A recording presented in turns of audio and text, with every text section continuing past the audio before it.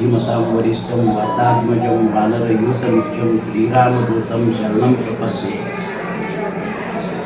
पुण्यक्षेत्र मारुत्रायचं इथे निवास झालेला आहे आणि मारुत्राय इथं आले कसं आणि हे संजीवनी पर्वत इथं आलं कसं याच्याबद्दल मी जयांना तुम्हाला सांगतो। माझं नाव बळवंत कुलकर्णी, चाळकापूर, तालुका भालकी, जिल्हा बिदर।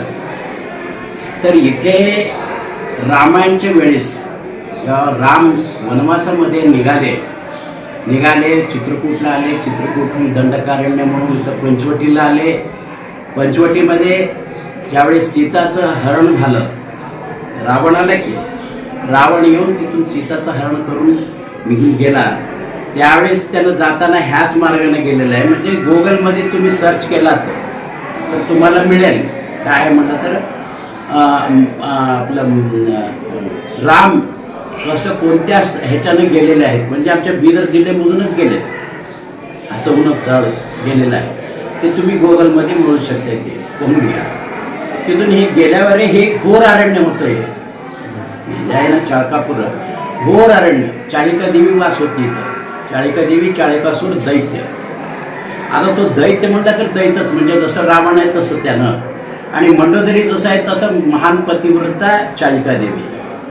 चाळिका देवीहूनच नाव आलेलं आहे चाळकापूर म्हणून। तर ती इतकं महान आणि रामभक्त होती तिनं।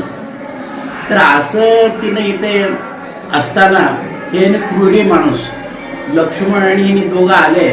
आता कोण क्रूरी आहे कोण सत्यवादी आहे त्यांना संरक्षण केले आणि ज्या क्रूर आहे त्याला वध करून टाकले। वध केल्यावर हिने विचारली आता माझं कसं पुढे, तर मी सीताहरण झालेलं आहे आणि गेल्यावर मग तुला येऊन भेटतो म्हणून एक वचन दिले त्यांनी वचन दिल्यावर मग त्यांनी तसंच पुढे गेल्यावर तिथं काय झालं, सुषमा वैद्य आपलं इंद्रजितचं जे आहे ना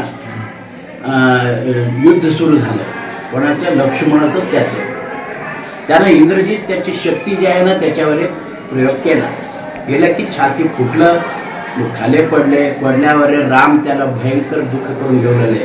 आता कसं करावं नाही म्हणजे पुढलं कसं, तर त्यावेळेस मारुतराय म्हटले तुम्ही आज्ञा दिलात तर काय मी करू शकत नाही, जाऊन काही करतो। ते सुषमा वैद्याला बोलावून आणले, हे रामायण तरी तुम्हाला माहितीच आहे। पण त्यांनी आल्यावर बसून नाडी परीक्षा केली। नाडी परीक्षा केल्यावर 24 तासाच्या आतमध्ये म्हणजे सूर्योदय व्हायच्या अगोदर जर तुम्ही संजीवनी वल्ली आणून दिलात तरच हा उठणार, नाहीतर नाही। माझ्याकडे तरी हजर स्टॉकमध्ये नाही आहे। मग आता हे संजीवनी वल्ली मिळणार कुठून, म्हणजे 400 दूर, म्हणजे इकडं उत्तर प्रदेशला, ते उत्तर प्रदेशला आहे म्हटलं तर मग मारुतराय म्हणलं मी जाऊन येतो। आज्ञा दिले, मग तिथून उड्डाण केले। आता कालनेमी होता त्याचं काही म्हणजे काही सांगत नाही मी, तिथून सरळ डायरेक्ट गेल्यावर ते पर्वतजवळ गेलं की जे वल्ली आहेत, जी जडीबुटी आहेत ती इतकं चमकुलले त्याला काही सुधारच बसना।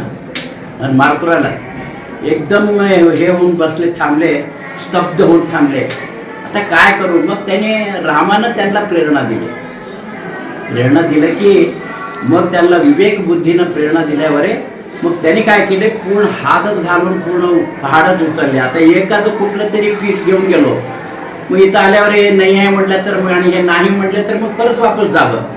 तर ह्यासाठी त्यांनी पूर्ण पर्वतच घ्यायला घेऊन इकडून हेच उड्डाण करून असंच गेलेले आहेत। आता इथे येताना तुम्ही हळीकडून आलात, कसं आलात हळीखेडून, इकडे उजवीकडे जे आहे ना संजीवनी पर्वत आहे, हा ते चाळिका देवी वास आहे। चाळिका देवीचं मूर्ती आहे। आता ही मूर्ती आहे, चाळिका देवी आहे, तिथं त्याच्यामधलं एक पीस पडलेलं आहे। ते एक पीस त्यावेळेस म्हणजे रामायण, म्हणजे आज काय आहे, रामायण झाल्यानंतर द्वापार झालं कृष्ण भगवंताचं, म्हणजे 8,64,000चं त्याचा कालावधी आहे। ते झाल्यावर आता द्वापार आणि कलियुग, आता कलियुगचे जे आहे ना 4,32,000 आहे, त्याच्यामधून फक्त 5,100 27 वर्ष कंप्लीट झाले. आता आम्ही 28वा ह्याच्यामध्ये आज नवीन वर्षामध्ये पंचांग सांगतो मी. तर ते पंचांग सांगताना मग परत ते 28वं वर्ष जे आहे ना चालू आहे पराभव नाम संवत्सर म्हणून. तर ते आता असे एवढे कलियुगचे सुद्धा दिवस गेले त्यावेळेसचं आहे हे. तेव्हा येऊन इथं पडलेलं ते संजीवनी पर्वत. आणि त्याच्यानंतर जे आहे ना मग ते इथून मग ते काय म्हटलं तर मारुतराय पुढे गेले जाऊन जे आहे ना त्यांना तिथं उतरिले संजीवनी पर्वत. उतरल्यावर मग त्याच्यामधून सुषणाबाई देऊन हे आहे ना जे आहे ना ते मग त्याला पूजा पाठ वगैरे करून हे असं असं आम्हाला पाहिजे रामाचा भाऊ आहे म्हणून सांगून संकल्प सोडून मग ते वल्ली काढून घेऊन गेल्यावर त्याचं जे आहे ना रस काढून घाटले. त्यावेळेस मग कुठं हे इंद्रजित म्हणून एकदम उठला लक्ष्मण. हे झालं. हे झाल्यावर मग काय म्हणलं तर आता पुढे इकडं काय झालं म्हणलं तर मारुतराय आता तेवढं सर्व झालं. युद्ध पूर्ण संपलं. संपल्यावर 11,000 वर्ष राज्य केलेत. कोण रामायणमध्ये लिहिलेलं आहे. ते पण मी वाचून सांगतो प्रवचन करून सांगतो ते. तर ते कळलं तर 11,000 वर्ष ते संपल्यावर द्वापार 8,64,000 गेल्यावर हे 5,000 गेले. आत्ताचं काम आहे त्यावेळेस जे आहे ना मारुती त्यांचं कालावधी जे आहे रामाचं ते संपलं. संपल्यावर मग मी कोणाला वचनबद्ध आहे तर चाळिका देवीला. मग आता माझं कालावधी म्हणजे समय तरी संपलेला आहे. मी नेक्स्ट म्हणजे कृष्णाच्या अवतारमध्ये आले तेव्हा तिला भेट देतो म्हणून सांगितले. मग मारुतरायला इथं पाठवले. मारुतराय इथं येऊन ते संजीवनी पर्वतवरी उतरले. उतरले तर त्यांचे पाऊल आहेत. तुम्ही वर जाऊन चढून टेकडीवर आहे ते पाऊल आहेत. ते पाऊल बृहदाकार शरीर त्यांचं उतरलं तर ते जसं चिखलामध्ये आपल्या पायाचे जे इम्प्रेशन येते तसं इम्प्रेशन आलं त्याचं. म्हणजे इकडं उतरलं. मग चाळिका देवी मधून बाहेर आली. बाहेरून पाहती तर एवढं मोठं बृहदाकार शरीर तेजपुंज शरीर पाहून फार तिला हे झालं की हे साक्षात देव आहे. मग त्यांना नमस्कार करून हे केल्यावर मग सांगितले तुला आता राम तर येऊन भेटू शकत नाही तर त्यांचा समय समाप्त झालेला आहे. पुढे कृष्णावतारमध्ये त्यांनी येऊन तुला भेट देतील म्हणले. असं सांगून जाणाऱ्यांना बरंच पाहिलं मी. त्यांनी येऊन मला भेट जोस तर तू इथंच थांबावं तुला रामाची आण आहे म्हणून सांगितलं. तर रामाची आण म्हटल्यावर ते तिथंच थांबले. त्यासाठीच ते थांबलेलं फोटो सुद्धा एक सुद्धा केलेलं आहे. हे इतिहास की मग तिथून ते एवढं सांगितल्यावर मग आता ते उत्तराभिमुख तिथून उड्डाण करून हिनं इथं स्थापना केली. त्यांनी येऊन स्वयंभू इथं उतरलेलं आहे. याला सुक्षेत्र म्हणते. श्री क्षेत्र नव्ह हे श्री क्षेत्र म्हणून म्हणते त्याला श्री क्षेत्र. सुक्षेत्र म्हटलं तर काय होतंय आम्ही तुम्ही सर्वजणी मिळून मूर्ती आणून करून बसवलं म्हणजे ते सुक्षेत्र म्हणून होत आहे. पण हे श्री क्षेत्र आहे. त्यानं स्वतःहून स्वयंभू इथं थांबलेलं आहे. मग इथं तिथं पूजा वगैरे होत गेलं. पुष्कळ वर्ष त्याचे निघून गेले. सर्व झालं. त्याच्यानंतर जे आहे ना मग हे आता रामदास स्वामी महाराज त्यांनी आता 1600 म्हणलं तर 400 वर्षाच्या पूर्वी रामदासी पंत म्हणून त्यांनी कुठं कुठं त्या गावामध्ये मारुतीचे मंदिर स्थापना करत गेले. पण हे स्थापना नाही. हे पहिलंच आहे. म्हणजे आता ते लोक असंच एकाला एक सांगत हे इतिहास आलेला आहे. हे आजच नाही. आमचे वडील आमच्या वडिलांच्या वडील असंच हे इतिहास चाललेला आहे. मग हे इथं आल्यावर जे आहे ना हे देवळं जे आहे ना बांधले म्हणजे ह्याला हेमाडपंथी म्हणतात. हेमाडपंथी औड्या नागनाथ हेमाडपंथी. तुम्हाला तरी आता ते अगदी माहीत असणाऱ्यांना सांगितलं की त्याचं काय होतंय पक्क माहिती होतं. हे काय सांगू लागलंय ना खोटं सांगतोय काय खरं सांगतोय म्हणून. आता ते हेमाडपंथी. त्याच्यानंतर इथं इंदिरा चौक कुठं आपलं उमरगा तिथं जे आहे ना ते हेमाडपंथी महादेवाचं मंदिर. आणि वरंगल आहे 1000 खांबाचं आहे. ते पण आंध्रा वरंगल 1000 खांबाचं आहे. ते पण महादेवाचं मंदिर आहे. ते हेमाडपंथी. आता हे हेमाडपंथी साहेब तुम्ही बघितलेलं तर तुम्हाला माहिती आहे ह्याच्याबद्दल. तर आता हे केव्हा झालं ते त्रेतायुग मध्ये काय हे त्रेतायुग मध्ये झालेले आहे की रामेश्वर हे ज्योतिर्लिंग जे स्थापना झाले त्याच वेळेस झाले. केव्हा? त्रेतायुग मध्ये. म्हटलं तर त्रेतायुग होऊन आता किती वर्ष झाले? 8,69,127 वर्ष झाले त्रेतायुग. ह्याचं जर कॅल्क्युलेशन केलं तर त्यावेळेस हेमाडपंथी तिथं देऊळ आहे, हे आता हेमाडपंथी आहे. पण एवढंच हे अरण्यामध्ये आहे मी मानतो. आता इकडं अलीकडे म्हणजे केव्हा कर्नाटक गव्हर्नमेंटनं, निजाम गव्हर्नमेंटला त्याला मिळून इथं बिदरचं जे आहे ना सर्वे केले. 1268 AD पेज नंबर जे आहे ना 572. का म्हटलं तर हे सर्व पेपर्स म्हणजे काय आहे, हे केस झाल्यामुळे एवढं सर्व पेपर कुठून आणावं लागलं काय नाही, हे सर्व आणून आम्ही कलेक्ट करून दिलेलं आहे. तर हे सर्वे तेव्हा झालेलं आहे 1260 AD मध्ये. त्यावेळेस इथं देऊळ होतं. चाकापूर भालके पासून 29.5 किलोमीटरवर हे आहे आणि 30 किलोमीटरवर पहाड म्हणजे चाळिका देवी वास चाळकाम्मा. आणि आता इकडं हनुमान म्हणून नाव ठेवले. आता तुम्ही आंजनेय देव तरी म्हणा, तिला चाळिका देवी म्हणा, चाळकाम्मा म्हणा, काही म्हणा, पण आहे ते नाव तरी ते त्यांनी जे लिहिलेलं आहे ते चाळकाम्मा म्हणून लिहिले. असं हे सर्वे केलेलं ते पण आहे तिथं म्हणजे. असे ह्या प्रकारनं जे आहे ना झालेलं आहे. आता हेमाडपंथी म्हणल्यावर हे लोक आता तेव्हा झालेलं आहे काय, तेव्हा झालेलं जे आहे ना इतके वर्ष झाले हे हेमाडपंथीचं आहे. असून त्याला वरे शिखर नाही आणि त्यालाही शिखर नाही, कुठेही शिखर नाही हेमाडपंथीच्याला. का म्हणजे ते संध्याकाळी 6 वाजता म्हणजे सूर्य अस्त झाल्यावर सुरू करणार त्याने प्रारंभ. म्हणजे देऊळ बांधायचं राहू दे, काही राहू दे, सूर्य उदय व्हायच्या अगोदर त्याने 1000 खांबाचं बांधलं तरी झाले. आणि हे छोटं झालं तर हेही झाले, ते त्याला उमरग्याचेही झाले आणि ना तुमच्या औंड्या नागनाचेही झाले. पण हे हेमाडपंथी आहे हे तुम्हाला देखील माहिती आहे. फार छान झालं मला सांगण्यामधून जे आहे ना बरंच हे वाटलं. तर असे हे प्रकार झालेले आहेत. आणि आता मला सांगा की इकडं बघून बोला तुम्ही कॅमेऱ्याकडं की हे मंदिर किती वर्षापासून आहे, इथं कोणकोणत्या विधी चालतात, पूजा कशा प्रकारे चालते, इथं येण्यासाठी रेल मार्ग, रोड मार्ग आणि हवाई मार्ग कसं कसं येता येऊ शकतं. आता त्याच्यामधून तुम्हाला सांगितलं की 1260 AD त्यावेळेस हे चाळकाम्मा चाळकापूर हे मंदिर आहे इथं हे आहे. त्याच्यानंतर ते झालेलं आहे. तेव्हापासून हे इथं आपलं घरं होते, सर्वच होते. घरं 1-2 जास्ती तरी कमी तरी काहीतरी असतील. आणि 200 वर्षाच्या पूर्वी इथं जे माणिक प्रभू जे संस्थान माणिक प्रभू त्यांनी पण इथं आले. सर्वीकडे त्यांची गादी स्थापना आहे. बिदरला आहे, मैदारला आहे, सर्वीकडे आहे. पण इथं गादी स्थापना नाही म्हटलं तरी त्यांनी इथं आले. माणिक चरित्र 21 आणि 22व्या अध्यायामध्ये त्यांचा उल्लेख केलेला आहे. ते इथं आल्यावर एक गाठोडा आणलंय रात्रीच्या वेळेस.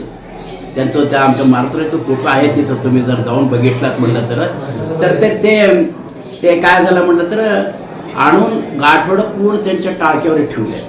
कुठं? मारुतीच्या टाळक्यावर ठेवून झोपल्यावर मग उठले की पुजारी आला. येऊन पूजा करायला जातोय तर वर कपडे हे ते सर्व पायथणे सर्व त्याच्यामध्येच. मग ते राग आलं पुजारीला. राग आले की ते काय केलं म्हटलं तर सरळ काढला आणि गावातल्यांना सांगितलं पटेल पटवारी कोण आहेत त्याने. मग आलं तर मी तू मारायला सुरुवात केली त्याला. मग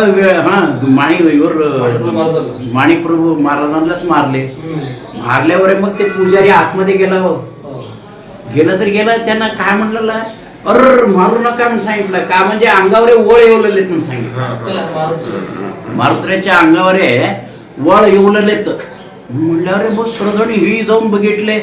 हे आता असलं बघितल्यावर साक्षात ह्याने आता गुरु म्हणून आता ह्यानेच गुरु मारुतीरायच गुरु आणि त्यांनी शिष्य म्हणल्यावर त्यांनी आता इथले कोणतेही मोठे यज्ञ करतात पण ते इथं येऊन ह्यांच्याकडून दर्शन घेऊन ह्यांचा आशीर्वाद घेऊन ह्यांच्या ह्याच्यानं जे आहे ना काही करायचं करतात. असं हे जे आहे ना आहे त्या ठिकाणी आता हे असं.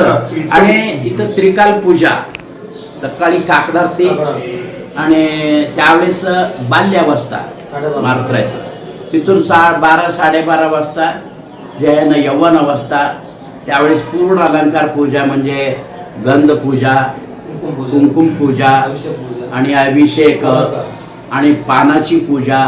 पण इथं सेंदूर लावत नाही, सेंदूर नाही, सेंदूर लावत नाहीत. हे सर्व पूजा होते, बाकीचे ते काही नाही. असं हे पूजा झाल्यावर आहे. मग संध्याकाळी रात्री जे आहे ना रात्री 9 वाजता आणि परत आरती आणि माणिक प्रभूच लिहिलेलं आहे भजन आहे इथं. उत्तराभि रोख मुख सरळ नाक गोजिरे डावे करी हृदय धरी सव्य उभा साजिरे पुच्छवरुनी मुरड घालून झाप उभा टाकीला चाळकापुरात भीम यापरीनं देखीला. असं ह्या भगवंताला जे आहे ना त्याने साक्षात्कार करून घेतलेलं इथंच आहे. हे असं ह्या प्रकरण आलेलं आहे.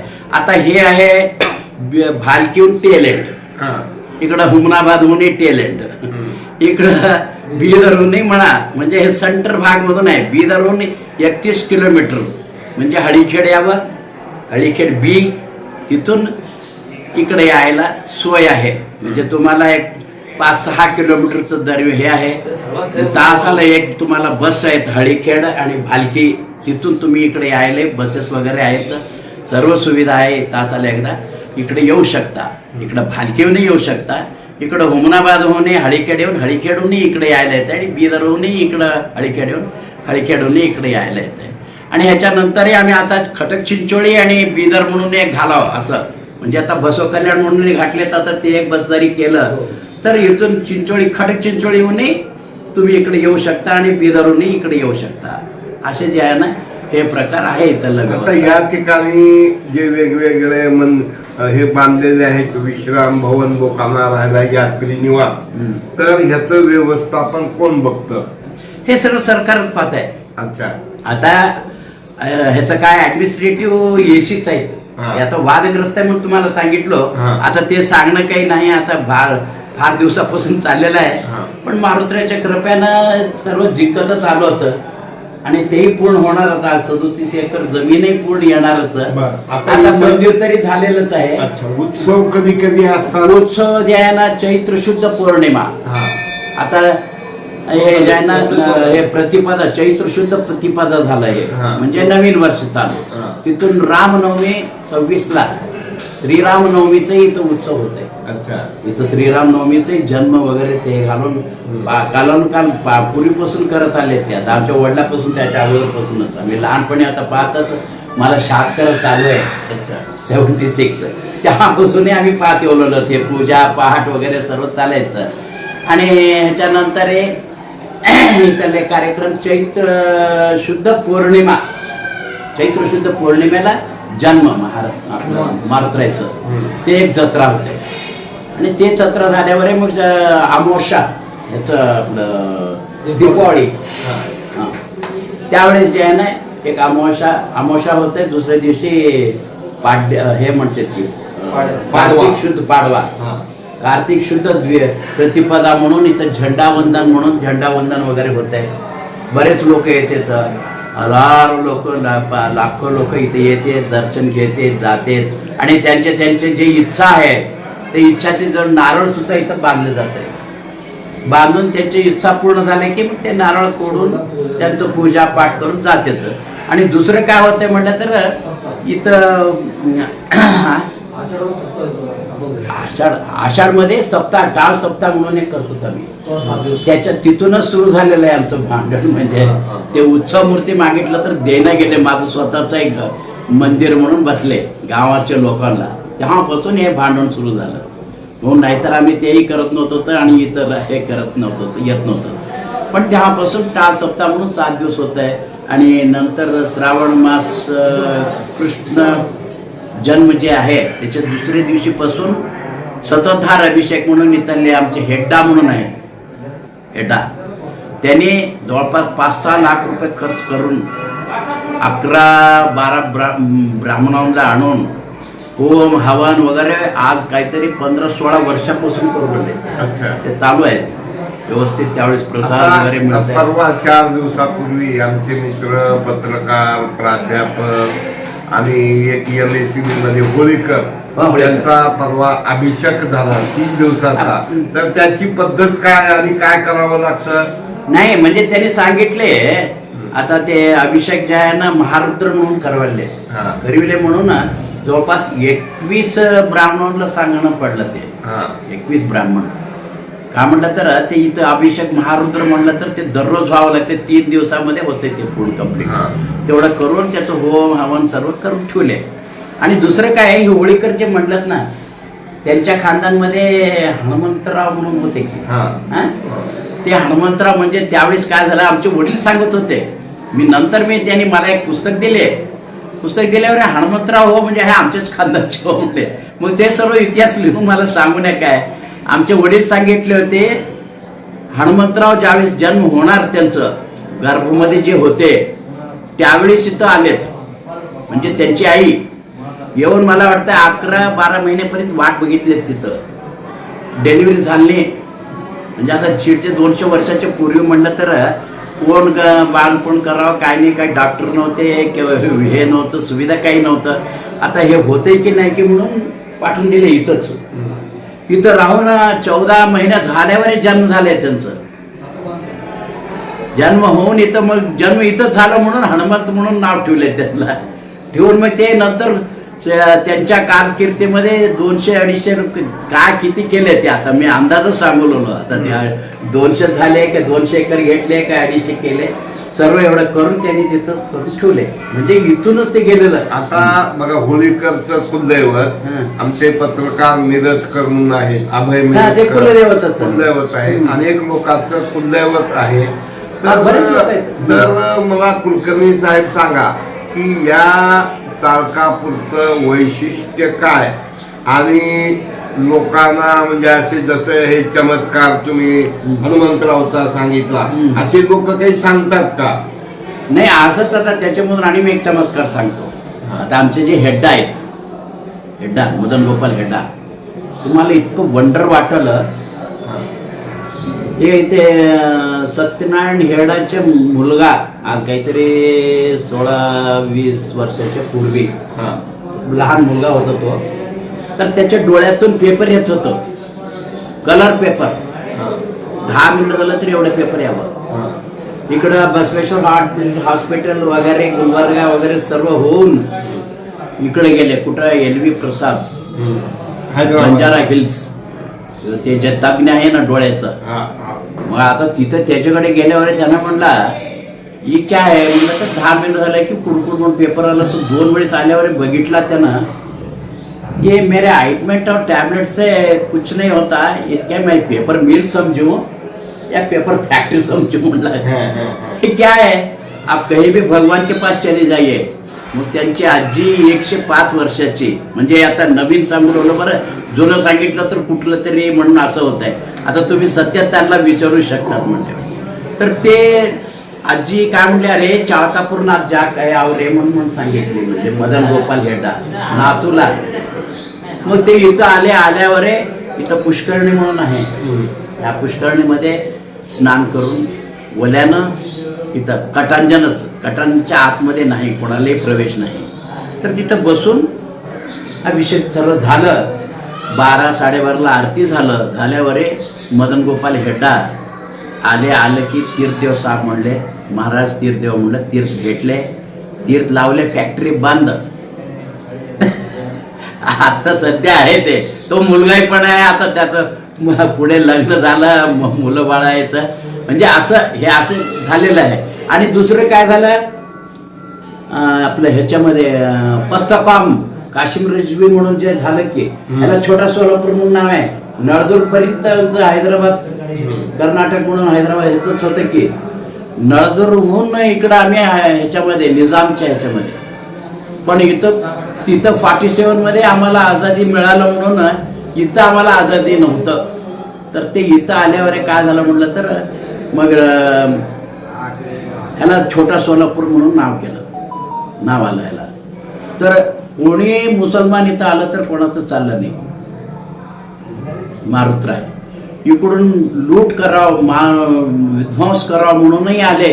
303 अगदी नवीन गन घेऊन आला तरी गन हे केलं तर टुस म्हणून आवाज व्हावं, काहीच होऊ नये. आणि उलट जर तिकडे दिशामध्ये सोडलं तर फायरिंग व्हावं. तर अशा प्रकार झाले. तिथून 1685 मध्ये औरंगजेब इथं आला. इथं 12व्या शताब्दीमध्ये संगमेश्वर मंदिर म्हणून होतं आमच्या चाकापूरला. आता ते होतं म्हणजे तुम्ही कुठं म्हणलं तर माझ्याकडे पुस्तकं आहे ते ते काम ठेवलं मी. का म्हणजे आमच्या केसमध्ये म्हणून आमचे PM तोतला म्हणून आहेत ना, ह्याचे उमरगेचे वकील क्रिमिनलचे PM कंदारकर आणि PM तोतला म्हणून त्यांनी पूर्ण शोध करून ते घेऊन आले पेपर्स वगैरे कुठले कुठले. त्यावेळेस उमरगा होतं आमचं इकडलं कोर्ट वगैरे. तर ते तिथून सर्व काढून यांनी आम्हाला ते हे केले. तर त्यावेळेस 12th ह्याच्यामध्ये ते विध्वंस करून टाकलं त्यानं. 12व्या शताब्दीमधलं संगमेश्वर देऊळ विध्वंस करून ह्याला येऊन ह्या ठिकाणी तलवारचं जे आहे ना प्रहार केलं तर मधून रक्त आलं. हे जिंदावली आहे म्हणून सोडून दिला. नाहीतर कोणते मूर्ती ठेवले, सर्व मूर्ती देऊळ वगैरे त्यानं विध्वंस करत गेला होता. हे पण त्याच्यामध्ये उल्लेख आहे. असं हे पूर्ण असं. तर आता एकंदरीत चाकापूर मी गेल्या 30-40 वर्षापासून महिन्या 15 दिवसाला सणावाराला येत असतो. आणि कर्मधर्म संयोगानं आमच्या डॉक्टर निसर्गोपचार तज्ञ डॉक्टर किरण पाटलांची तुमचं बोलणं झालं आणि आम्हाला खूप आनंद होतोय की चाकापूर देवस्थानची कुलकर्णी साहेबांनी जी माहिती दिली, काय श्रद्धा भक्तीचं एक जाज्वल्य उदाहरण आणि काही दृष्टांत सांगितले. तर मित्र हो, या ठिकाणी येण्याचे मार्ग त्यांनी सांगितलं. या ठिकाणी लोकांची यात्री निवासाची व्यवस्था आहे. नंतर सकाळी कितीला उघडतं मंदिर? 5:30ला उघडते. किती वाजेपर्यंत? रात्री इतर वेळेस 9:30-10 मध्येच होऊन जाते, बंद करते. तर आणि शनिवारी जे आहे ना 11 पर्यंत राहत आहे. म्हणजे 7 वारचं भजन होत आहे की माणिक प्रभू जे लिहिलेलं आहे ते 7 वारचं भजन 11 पर्यंत राहत आहे. तर आज मराठवाडा नेता फेसबुक आणि युट्यूबचं गुढीपाडव्याच्या शुभमुहूर्तावर भाग्य की आम्हाला कुलकर्णी साहेबांचा योगायोगाने भेट झाली, त्यांनी माहिती दिली आणि आम्ही हे फेसबुक लाईव्ह केलेलं आहे. हे यूट्यूबवरही आम्ही घेणार आहोत. आणि मला आज गुढीपाडव्याच्या शुभमुहूर्तावर खूप खूप आनंद होत आहे.